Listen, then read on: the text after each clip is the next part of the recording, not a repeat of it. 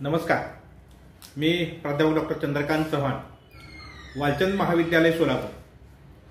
आज आपल्यापुढे विषय घेऊन आलोय शंभूराजांची महाराणी येसूबाई. छत्रपती शिवाजी महाराजांच्या स्नुषा, राजमाता जिजाऊंच्या नातसून आणि छत्रपती संभाजी महाराजांच्या पत्नी म्हणून, अर्धांगिनी म्हणून येसूबाईंनी मराठ्यांच्या इतिहासामध्ये दिलेले जे काही योगदान आहे ते अतुलनीय अशा प्रकारचं आहे. खरं तर येसूबाईंनी जे योगदान मराठ्यांच्या स्वातंत्र्य युद्धामध्ये, मराठ्यांच्या इतिहासामध्ये दिलेलं आहे, जो काही त्याग त्यांनी केलेला आहे, या सगळ्या गोष्टींचा जितक्या मोठ्या प्रमाणावर उहापोह व्हायला पाहिजे किंवा या योगदानाची दखल घ्यायला पाहिजे तितकी दखल प्रत्यक्षामध्ये इतिहासाने घेतलेली किंवा शिवचरित्रावर प्रेम करणाऱ्या, शंभूचरित्रावर प्रेम करणाऱ्या लोकांनी देखील घेतलेली आपल्याला दिसून येत नाही.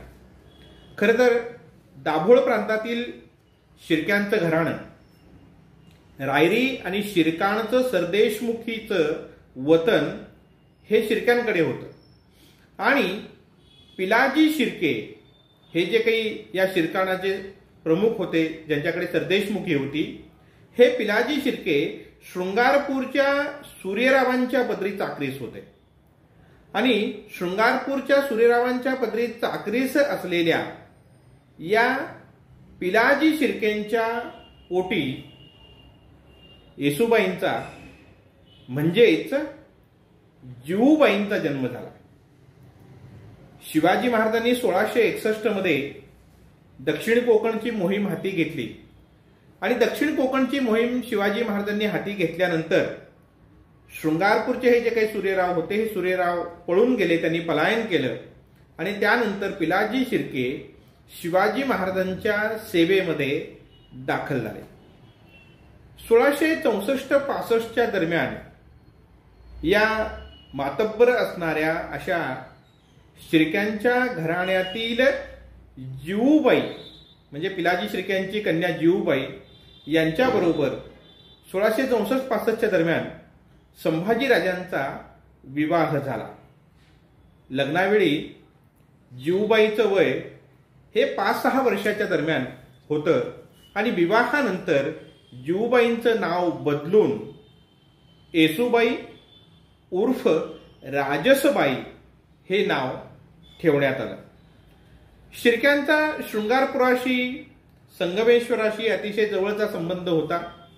सतत जाणं येणं होतं आणि त्यामुळे तो सगळा भाग शिर्क्यांच्या परिचयाचा असल्या कारणामुळे आणि तिथे त्यांचं खूप वजनही होतं आणि या सगळ्याचा परिणाम म्हणून त्या भागामध्ये असणारे जे काही नामवंत अशा प्रकारचे पंडित होते, या पंडितांचा रायगडाशी संबंध येसूबाईंच्या विवाहानंतर आलेला आपल्याला पाहायला मिळतो. रघुनाथ पंडितांसारखा, मोरेश्वर पंडितांसारखा विद्वान, असे अनेक विद्वान हे रायगडाशी संबंधित झाले, रायगडावर आले आणि याला येसूबाईंचा विवाह हा अतिशय महत्वपूर्ण अशा प्रकारचा भाग असलेला आपणास पाहावयास मिळतो. विवाहानंतर वय वर्ष 5-6 असल्यापासून ते तारुण्यामध्ये पदार्पण करेपर्यंतचा सगळा जो काळ आहे, हा काळ अतिशय संस्कारक्षम अशा प्रकारचा मानला जातो आणि हा संस्कारक्षम वयाचा जो काळ आहे, त्या काळामध्ये राजमाता जिजाऊंचा सहवास हा येसूबाईंना लाभलेला आहे.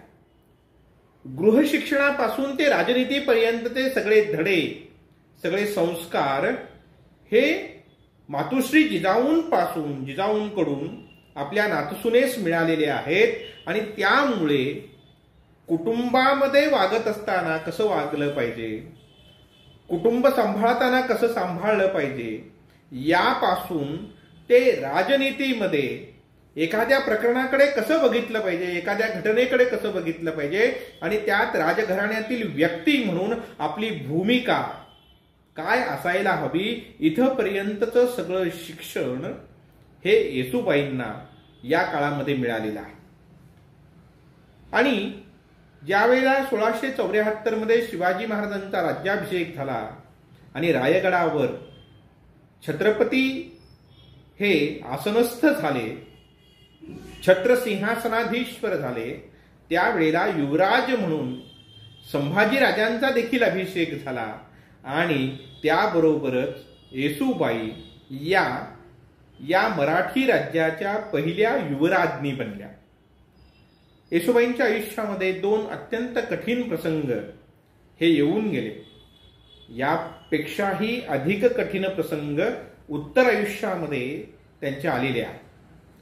परंतु शिवाजी महाराजांच्या बरोबर मिर्झा राजा जयसिंगाच्या बरोबर झालेल्या तहाप्रमाणे आणि बोलणीप्रमाणे ज्यावेळेला शिवाजी महाराज आग्र्याला गेले, त्यावेळेला आग्र्याला जात असताना शंभूराजे त्यांच्या सोबत आहेत आणि शंभूराजे आणि शिवाजी महाराज हे दोघेही ज्यावेळेला बादशहाच्या कैदेत सापडतात आणि त्या कैदेतून स्वतःच्या बुद्धिकौशल्याने शिवाजी महाराज आपली स्वतःची सुटका करून घेतात आणि ते स्वराज्यामध्ये परत येतात. परंतु परत येत असताना वाटेतील दगदग युवराजास सहन होणार नाही म्हणून किंवा युवराजासोबत घेतल्याने एखाद्या वेळेला आपण ओळखले जाऊ याही कारणासाठी म्हणून ज्यावेळेला मथुरेला संभाजी महाराजांना ठेवून शिवाजी महाराज स्वराज्यामध्ये परत येत आहेत, त्यावेळेला या सगळ्या काळातील घटनांचा प्रचंड मोठा मानसिक दबाव हा येसूबाईंवर आलेला असणार आहे. त्यानंतरचा दुसरा प्रसंग म्हणजे की संभाजी महाराजांचं दिलेर खानाकडे जाणं. ज्यावेळेला शिवाजी महाराज कर्नाटकाला मोहिमेवर कर्नाटकाच्या गेले, त्यावेळेला जात असताना त्यांनी संभाजीराजांना शृंगारपुरी ठेवलेला आहे. इथे शृंगारपुरी संभाजीराजांच्या सोबत येसूबाई आहेत आणि येथूनच संभाजी महाराज हे दिलेर खानाच्याकडे जातात. आणि आता अनेक मराठी कागदपत्रांच्या मध्ये दिलेर खानाकडे संभाजी महाराज ज्या वेळेला गेलेले आहेत, त्यावेळेला त्यांच्यासोबत त्यांची एक पत्नी आणि मुलगी असल्याचा पण उल्लेख आपल्याला पाहायला मिळतो.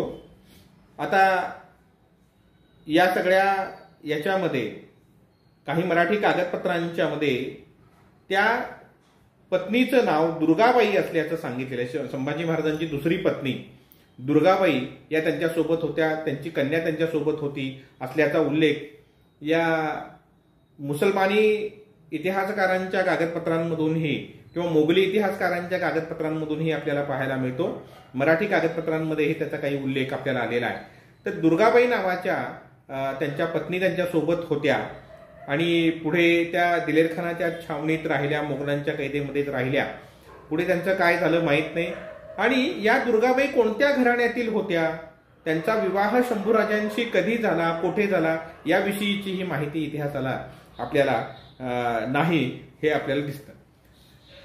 परंतु येथेच असताना शृंगारपुरी 29 जानेवारी 1679 रोजी येसूबाईंना कन्यारत्न प्राप्त झालेला आहे आणि या कन्येचं नाव भवानीबाई असं ठेवण्यात आलेलं होतं. त्यानंतर संभाजीराजे स्वराज्यामध्ये परत येतात. पन्हाळगडावर संभाजी महाराज शिवाजी महाराज यांच्यामध्ये मसलत होते. पन्हाळगडाचा आणि त्या सगळ्या भागाचा कारभार संभाजीराजांवर सोपवून शिवाजी महाराज रायगडावर जातात. रायगडावर गेल्यानंतर ते राजारामाचा विवाह करतात आणि त्यानंतर 1-2 आठवड्यांमध्ये शिवाजी महाराजांचा देहांत होतो. या सगळ्या घटना घडत असताना शंभूराजांना याची बिलकुल खबर नाहीये. रायगडावर राजाराम महाराजांना मंचकारोहण राजाराम महाराजांचं करण्यात येतं आणि संभाजी महाराजांना पकडण्याचा प्रयत्न काही मंत्रिमंडळातील मंत्र्यांच्याकडून करण्यात येतो. परंतु सेनापती हंबीररावांच्यामुळे हा कट उधळला जातो. रायगडावर जाण्याच्या पूर्वी आपले सासरे पिलाजी शिर्के यांना संभाजी महाराजांनी रायगडावर पाठवलेलं होतं. यावेळेला कदाचित येसूबाई या रायगडावर असण्याची शक्यता आहे. आणि तिथे आल्यानंतर सगळ्या मंत्र्यांना कैदेमध्ये ठेवलेलं आहे. परंतु या मंत्र्यांना माफ करून पुन्हा पूर्वीच्याच प्रमाणे मंत्रिमंडळामध्ये सामील करावं. स्वराज्याची महाराजांच्या कालखंडामध्ये त्यांनी केलेली जी काही सेवा आहे, या सेवेला लक्षात घेऊन त्यांच्या हातून जरी गुन्हा घडलेला असला तरी तो माफ करावा आणि पुन्हा एकदा त्यांना पुनर्स्थापित करावं, हा सल्ला येसूबाईंनी संभाजीराजांना दिलेला आहे. हंबीरराव आणि येसूबाई या दोघांनी दिलेल्या सल्ल्यामुळे संभाजीराजांनी या सगळ्या मंत्र्यांना माफ करून पुनर्स्थापित केलेला आहे. परंतु त्यानंतर सुद्धा हे मंत्री सुधरत नाहीत आणि पन्हाळगडावर संभाजीराजांना विषप्रयोग करण्याचा प्रयत्न होतो, अन्नामधून विष देऊन मारण्याचा प्रयत्न होतो. अकबराच्या बरोबर संधान बांधून संभाजी महाराजांना पदच्युत करण्याचा कट रचला जातो. आणि हे सगळं जेव्हा उघड होतं त्यावेळेला या मंत्र्यांना मृत्यूदंडाची शिक्षा देण्यात येते. आता ही मृत्यूदंडाची शिक्षा दिल्यानंतर देखील त्यावेळेला येसूबाई त्यांना वाचवू शकत नाहीत. परंतु त्यानंतर काही कालावधी गेल्यानंतर संभाजी महाराजांना सांगून बाळाजी आवजींचा पुत्र खंडो बल्लाळ याला पुन्हा एकदा आपल्या सेवेमध्ये घ्यायला महाराणी येसूबाई सांगतात. आणि हा खंडो बल्लाळ सेवेमध्ये येतो आणि अतिशय निष्ठेने तो सेवा करतो. ज्या वेळेला पोर्तुगीजांच्या गोव्यावर आक्रमण केलेलं असतं आणि व्हॉइसरायचा कोंडिद अल्व्हरचा पाठलाग करत असताना संभाजी महाराज आपला घोडा पाण्यामध्ये खाडीमध्ये घालतात. त्यावेळेला घोडा पोहणीला लागलेला असताना हाच खंडो बल्लाळ आपला प्राण धोक्यात घालून पाण्यात उडी मारतो आणि घोड्याला पकडून बाहेर काढतो आणि संभाजीराजांचे प्राण वाचवितो. म्हणजे महाराणी येसूबाई या केवळ कोंदणामधल्या चमकणाऱ्या हिऱ्याप्रमाणे शोभिवंत राहिलेल्या नाहीत, तर त्यांनी शंभूराजांना सल्ला देण्याचं काम केलेलं आहे. त्या खऱ्या अर्थाने अर्धांगिणी आहेत. महाराजांच्या राज्यकारभारामध्ये योग्य त्या ठिकाणी योग्य तो सल्ला देऊन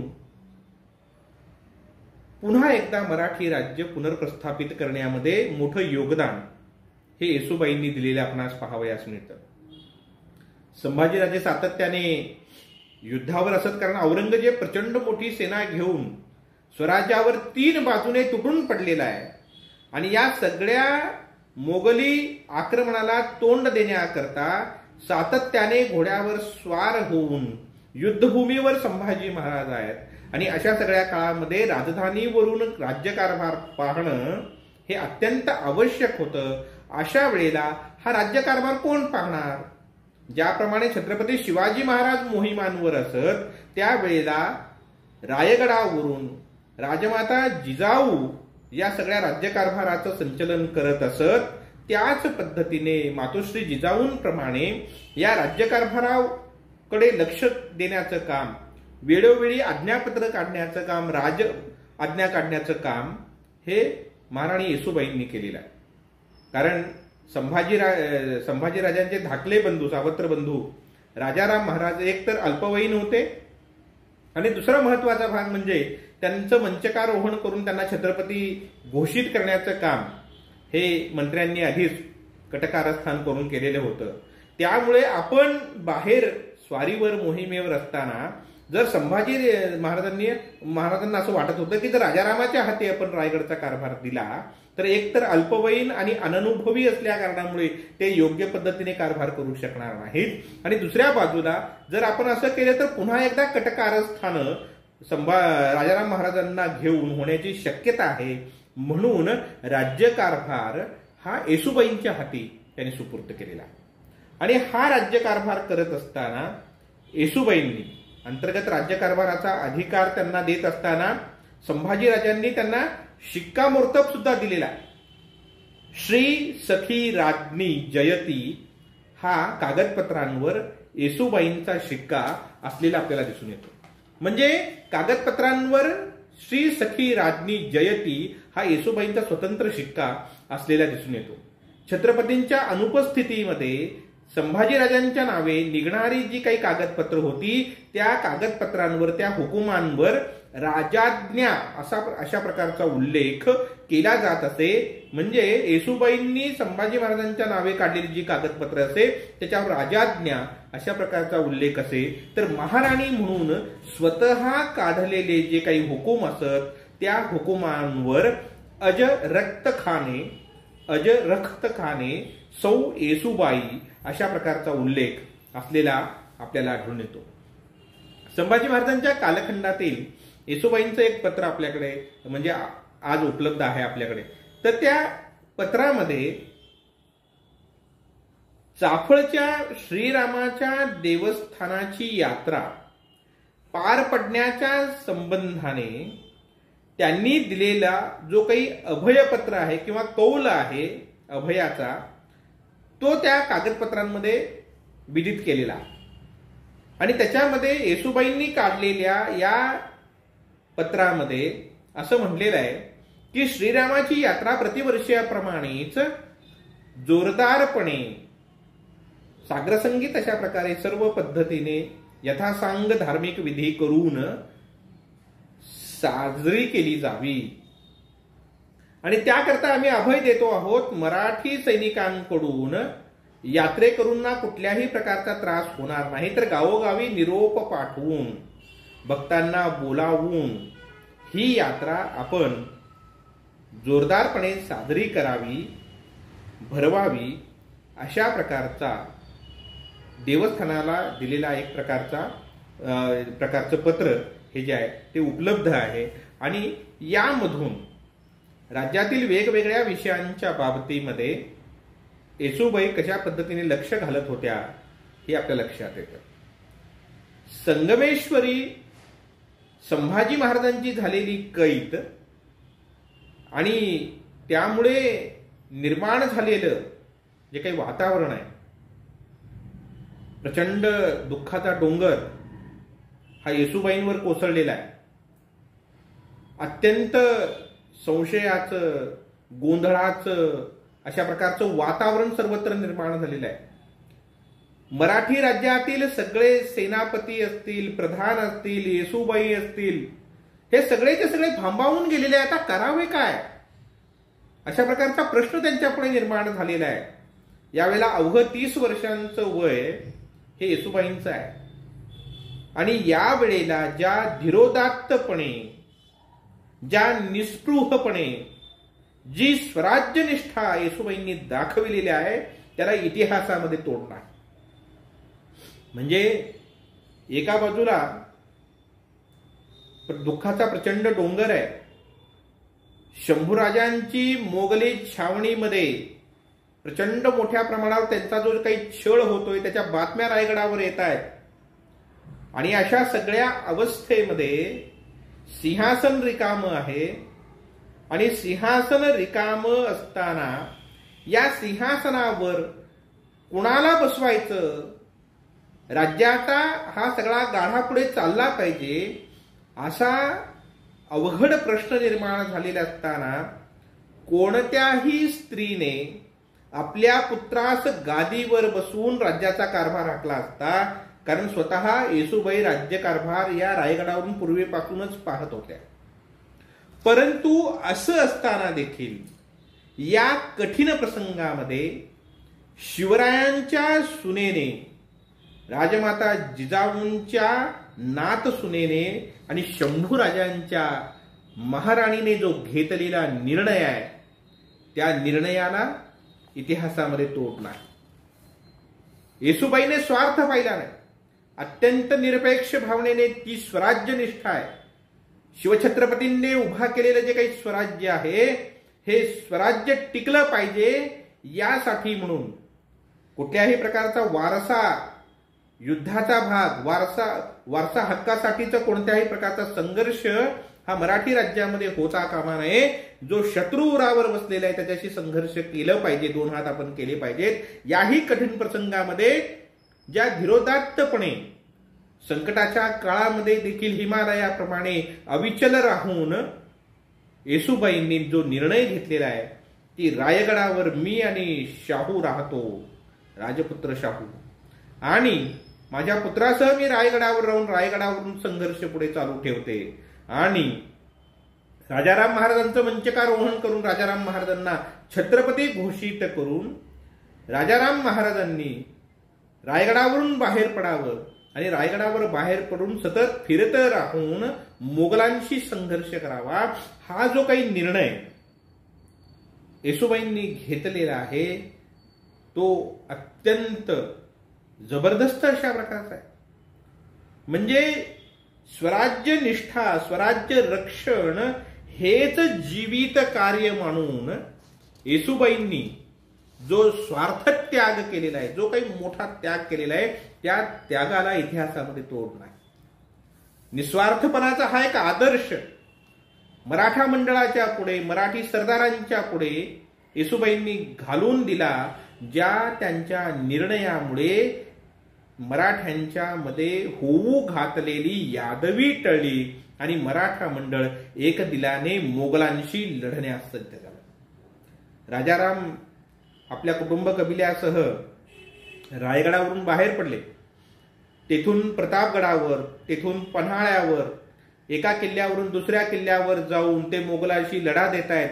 परंतु मोगली सैन्य सातत्याने त्यांच्या पाठलागावर. आणि ठरल्याप्रमाणे येसूबाईंनी जे सांगितलेलं होतं की मोगल जर प्रबळ झाले तर आपण कर्नाटकी जावं आणि कर्नाटकी जिंजीस जाऊन आपण जिंजीस राजधानी प्रस्थापित करावी आणि तेथून मोगलांच्या बरोबरचा, औरंगजेबाबरोबरचा लढा जो आहे तो पुढे चालू ठेवा. या ठरल्याप्रमाणे येसूबाईंनी केलेल्या मार्गदर्शनाप्रमाणे, कारण राजकुटुंबामध्ये, राजघराण्यामध्ये त्या एकट्याच ज्येष्ठ उरलेल्या होत्या आणि त्याप्रमाणे राजाराम महाराज स्वराज्यातून कर्नाटकी जातात आणि कर्नाटकी प्रयाण करत असताना दरम्यानच्या कालखंडामध्ये संभाजीराजांची निर्घृण अशा प्रकारची हत्या ही औरंगजेब बादशहाने केलेली आहे. आणि त्यामुळे संपूर्ण मराठी राज्य, मराठी मन हे हवालदिल झालेलं आहे, दुःखी कष्टी झालेला आहे. परंतु त्यातही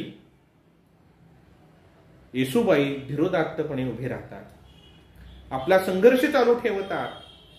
मराठी राजाला, छत्रपतीला हा संघर्ष पुढे कसा चालू ठेवायचा याचं मार्गदर्शन करतात. परंतु दुर्दैवाने राजाराम महाराज कर्नाटकात जात असताना तुंगभद्रेच्या किनाऱ्यावर मोगलांशी लढताना मोगलांच्या हाती लागले अशा प्रकारची एक खोटी असलेली, परंतु प्रत्यक्षामध्ये लढा झालेला होता, त्याच्यामधून राजाराम महाराज निसटले. परंतु राजाराम महाराज पकडले गेले अशा प्रकारची एक खोटी बातमी रायगडावर येऊन धडकते. आणि रायगडावर येऊन ज्या वेळेला राजाराम महाराज मोगलांच्या कैदेमध्ये सापडलेले आहेत ही बातमी पोहोचते, त्यावेळेला मात्र मराठ्यांचं नीतिधैर्य खचतं आणि एकटा रायगड आणखी किती दिवस लढेल. मोगलांचं अफाट सामर्थ्य आहे आणि या अफाट सामर्थ्याच्या पुढे रायगड फार काळ टिकणार नाही. आणि जर रायगड मोगलांनी जिंकून घेतला तर जुल्फिकार खानाने अगोदरच वेढा दिलेला होता रायगडाला, आणि जर त्याने तो जिंकून घेतला रायगड तर मग मात्र आपलं काय होणार, आपल्या कुटुंबातील सदस्यांचं काय होणार, बालशाहूचं काय होणार, असा प्रश्न येसूबाईंच्या पुढे उभे राहतो. आणि मग अशा वेळेला सन्मानाने आपण वाटाघाटी कराव्यात, सन्मानाने रायगड त्यांच्या ताब्यामध्ये द्यावा, म्हणजे आपली प्रतिष्ठा तरी राखली जाईल, ही गोष्ट ठरवून जुल्फिकार खानाच्या बरोबर सन्माननीय वाटाघाटी येसूबाई करतात. आणि 3 नोव्हेंबर 1689 रोजी रायगड मोगलांच्या ताब्यात जातो. ज्या रायगडावर शिवछत्रपती सिंहासनाधिष्ठित झाले, ज्या रायगडावर शंभूराजे युवराज म्हणून अभिषिक्त झाले, ज्या रायगडावर शंभूराजांचा राज्याभिषेक झाला, ज्या रायगडावर विवाहित होऊन येसूबाई आल्या ज्या रायगडावर त्यांनी राजवैभव अनुभवलं, त्या रायगडाला, त्या राजधानीला शत्रूच्या ताब्यामध्ये देत असताना, त्या रायगडाच्या पायऱ्या उतरत असताना येसूबाईंच्या मनाला काय यातना झालेल्या असतील याची आपण कल्पना देखील करू शकत नाही. आणि अशा रीतीने येसूबाई, राजपुत्र शाहू, शिवाजी महाराजांच्या एक पत्नी आणि राजकुटुंबातले आणखी काही माणसं, हे सगळे मोगलांचे राजबंदी बनतात, कैदी बनतात. आणि त्यानंतर औरंगजेब बादशहाच्या कैदेत गेल्यानंतर बादशहा आपल्या निवासस्थानाच्या जवळच या राजकुटुंबाला नजरकैदेमध्ये ठेवतो. राजकुटुंबाला नजरकैदेमध्ये ठेवलेलं असताना संभाजी महाराजांचे पुत्र शाहू यांना औरंगजेबाने 7,000ची मनसब दिलेली आहे, 7,000 मनसबदारी दिलेली आहे. त्याबरोबरच राजा ही पदवी देखील शाहू महाराजांना त्यांनी दिली. खिलतीची वस्त्र, रत्नजडित खंजीर, आरसी घोडा, हत्ती, ध्वज, नगारे आणि नौबतीचा मान देखील शाहू राजांना त्यांनी दिलेला आहे. या दरम्यान देखील येसूबाई या शाहू राजांना मिळालेल्या 7,000 मनसबीच्या जहागिरीचा कारभार पाहतात. म्हणजे मोगलांच्या कैदेमध्ये असताना देखील शाहू राजांना मिळालेली जी काही 7,000 जहागीर होती मनसबीची, त्या जहागिरीचा कारभार त्या पाहतायत. आणि त्या जहागिरीच्या संबंधाने जी काही कागदपत्र त्यांनी आदेश दिलेले आहेत, त्या कागदपत्रांवर येसूबाईंचा जो काही शिक्का आपल्याला पाहायला मिळतो, येसूबाई वालिद ए शाहू राजह, येसूबाई वालिद ए शाहू राजह या नावाचा शिक्का हा आपल्याला येसूबाईंचा पाहायला मिळतो. अनेक वेळेला मोगली छावणीमध्ये, बादशहाच्या छावणीमध्ये देखील अन्नधान्याचं दुर्भिक्ष निर्माण होत असे. आणि अन्नधान्याचं दुर्भिक्ष निर्माण झाल्यानंतर, कारण हा सगळा धावपळीचा अशा प्रकारचा काळ होता, आणि या सगळ्या काळामध्ये प्रत्यक्ष बादशहाच्या छावणीत सुद्धा अन्नधान्य कमी पडत असे. अशा सगळ्या परिस्थितीला अनेकदा शाहू महाराज आणि येसूबाईंना सुद्धा सामोरं जावं लागलं. 1705 साली चिंचवडच्या मोरया गोसावीच्या देवस्थानाच्या महंतास येसूबाईंनी पत्र लिहिलेलं आहे. आणि त्या पत्रामध्ये ते असं म्हणतात की आधीच कर्ज खूप झालेलं आहे, आणि आधीच कर्ज खूप झाल्या कारणामुळे आता कोणी कर्ज द्यायला तयार नाही, सावकार कर्ज देत नाही आहे, खर्चाचा प्रश्न निर्माण झालेला आहे, दररोजचा खर्च भागविणं देखील कठीण होऊन बसलेला आहे, आणि आम्हाला पैशाची मदत करावी अशा प्रकारची विनंती मोरया गोसावीच्या देवस्थानाच्या महंताला येसूबाई, महाराणी येसूबाईंनी केलेली आहे. विचार करा, ज्यांनी अनेक देवस्थानांना, विद्वान ब्राह्मणांना, यात्रांना, जत्रांना, महंतांना आपल्या हाताने कितीतरी दान दक्षिणा केलेली असेल, वतनं दिलेली आहेत, त्यांना स्वतःचा दैनंदिन खर्च भागविण्यासाठी एका देवस्थानाकडे पैसे मागावे लागावेत, ही किती दुर्दैवी अशा प्रकारची गोष्ट आहे. म्हणजे किती अवघड, किती कठीण प्रसंगांच्या मधून मोगलांच्या कैदेमध्ये गेल्यानंतर येसूबाईंना जावं लागलेलं आहे. हे बघितल्यानंतर आपल्याला लक्षात येतं की किती मोठा त्याग येसूबाईंना करावा लागला. एवढ्यावर तो त्याग थांबलेला नाही. औरंगजेब बादशहाचा मृत्यू झाल्यानंतर वारसा युद्ध सुरू होतं. आजमशहा जो खानदेशामध्ये असतो तो अहमदनगरला येतो. अहमदनगरला येऊन स्वतः तो बादशहा घोषित करतो आणि इथलं सैन्य घेऊन तो उत्तरेकडे निघतो. आणि उत्तरेकडे निघाल्यानंतर या राजबंद्यांना सोबत घेऊनच तो उत्तरेकडे निघालेला. आता सुटका करून घेण्याची ही एक नामी संधी आहे, म्हणून झिनतुन्नसा बेगम, जुल्फिकार खान, अनेक राजपूत राजे ज्यांच्याशी स्नेहसंबंध येसुबाईंचे त्या काळामध्ये निर्माण झालेले होते, या सगळ्यांना आपल्या सुटकेच्या बद्दल बादशहाकडे किंवा आझमशहाकडे रदबदली करायला त्यांनी सांगितलेलं. याच्यामध्ये आणखी एक गोष्ट मध्ये मी सांगत असताना राहून गेली की सोलापूर जिल्ह्यामध्ये ज्यावेळेला बादशाह बेगमपूर या ठिकाणी होता, त्याची छावणी होती, त्यावेळेला माचनूरच्या सिद्धेश्वर मंदिरामध्ये शाहूराजांचा विवाह हा औरंगजेब बादशहाने घडवून आणलेला आहे. म्हणजे मराठ्यांच्या या कुटुंबाबरोबर, राजकुटुंबाबरोबर औरंगजेबाने वाईट अशा प्रकारचं वर्तन केलं नाही, तर त्यांना चांगली वर्तणूक दिली. शाहूराजांचा विवाह देखील माचनूरच्या या सिद्धेश्वराच्या मंदिरामध्ये त्यांनी केलेला आपल्याला दिसून येतो. आता हा वारसा युद्धाचा भाग सुरू आहे आणि वारसा युद्ध सुरू असताना दक्षिणेमध्ये मराठ्यांनी जोर करू नये आणि दक्षिणेतील युद्ध आघाडी शांत व्हावी या हेतूने यावेळेला आझमशहा भोपाळ या ठिकाणी त्याची छावणी पडलेली असताना या छावणीमधून शाहू महाराजांची मुक्तता करतो. 8 मे 1707 रोजी त्याने शाहू महाराजांची मुक्तता केलेली आहे आणि ही मुक्तता केल्यानंतर शाहूराजे स्वराज्यामध्ये परत येतात आणि स्वराज्यामध्ये परत आल्यानंतर स्वराज्याचे खरे वारसदार म्हणून शाहू महाराजांची बाजू अनेक मराठी सरदार घेतात.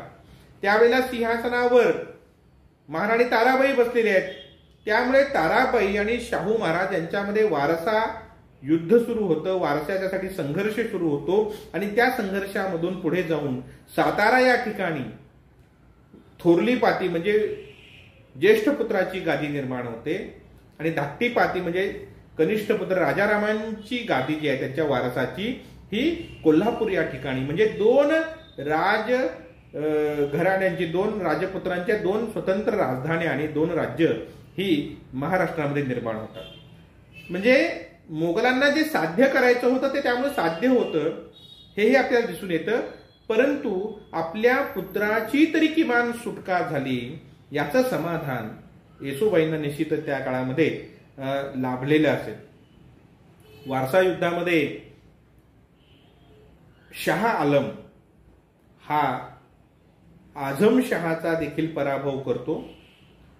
स्वतः बहादूर शाह म्हणून घोषित करून तो मोगली सिंहासनावर येतो.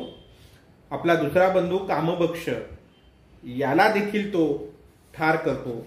आता अशा रीतीने तिकडे मोठ्या प्रमाणावर राजकीय गोंधळ सुरू आहे.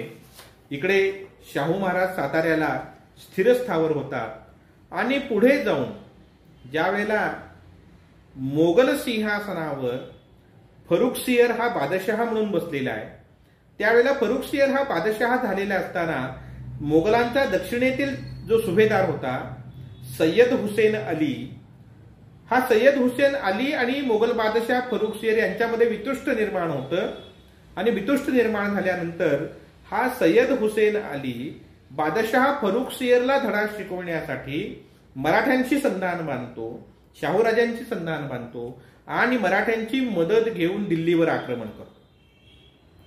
आता शाहूराजांना आपल्या मातुश्रींना सोडविण्याची ही एक साधलेली नामी संधी होती आणि म्हणून शाहू महाराज हे या वेळेला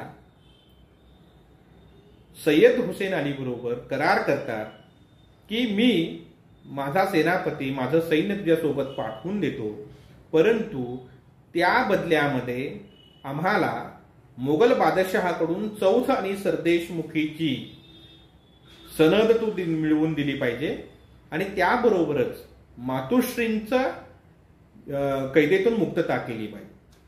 आणि त्या ठरलेल्या कराराप्रमाणे पेशवा बाळाजी विश्वनाथ आणि सेनापती खंडेराव दाभाडे यांना या सय्यद बंधूंच्या सोबत शाहू महाराज, छत्रपती शाहू महाराज आपलं सैन्य देऊन पाठवितात. ते दिल्लीवर आक्रमण करून फरुखसियरला पदच्युत करतात आणि नव्या मोगल बादशहाकडून चौथ व सरदेशमुखीच्या सनदा प्राप्त करण्याबरोबरच मातुश्री येसुबाईंची सुटका करतात.